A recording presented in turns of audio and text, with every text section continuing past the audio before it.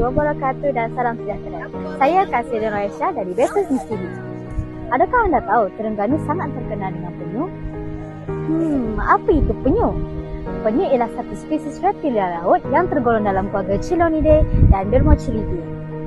Namun, kini spesiesnya semakin berkurangan akibat pelbagai ancaman daripada manusia. Walaupun berada dalam keadaan kritikal, masih ada lagi insan-insan yang mahu menyelamatkan spesies ini. Antaranya ialah Cik Fadil Izzuddin bin Arifin yang telah mewujudkan Kasih Turtle Conservation Project untuk menyelamatkan spesies yang terancam. Mari kita tengok. Menurut Encik Fadil, Pusat Kasih Turtle Conservation Project ditubuhkan pada tahun 2013 oleh arwah ayahnya iaitu Pak Sucerating. Pusat konservasi ini mempunyai 3 orang pekerja termasuklah Encik Fadil sendiri. Encik Fadil merupakan generasi kedua yang meneruskan pusat konservasi ini. Kita punya misi di Kasih Turtle Conservation Project adalah kita nak selamatkan setiap biji telur penyu adalah misi utama kita. Dan visi utama kita adalah kita nak educate younger generation, especially all of you guys, macam student, pelajar-pelajar.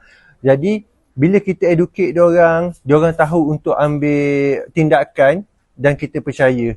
Kalau semua pelajar-pelajar dan juga younger generation sekarang dia ambil tindakan untuk jaga khazanah laut yang ada sekarang ni, saya percayalah 20-30 tahun akan datang penyu ni akan masih lagi ada lah. Tidak seperti penyu belimbing yang boleh kata totally pupus dah di Malaysia. Sebab apa?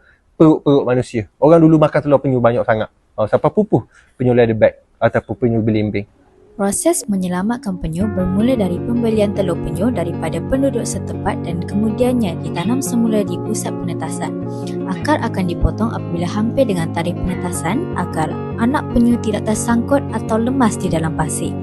Apabila anak penyu telah menetas, pemeriksaan fizikal akan dilakukan untuk mengenal pasti sebarang kecacatan dan memastikan anak penyu sedia untuk dilepaskan.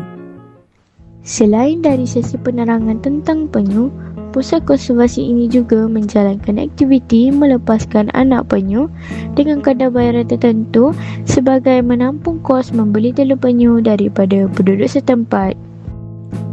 Ianya adalah satu pengalaman yang amat berharga bagi pengunjung di samping dapat memupuk rasa sayang pada haiwan comel yang terancam ini.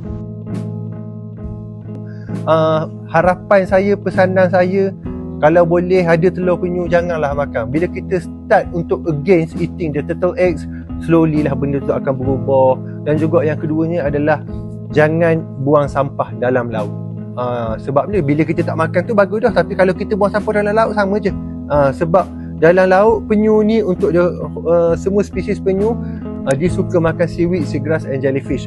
And then bear in mind seaweed, seagrass dan jellyfish bila dalam laut dia nampak plastik lah. Bila dalam laut dia akan nampak seakan-akan dengan seaweed, seagrass and jellyfish.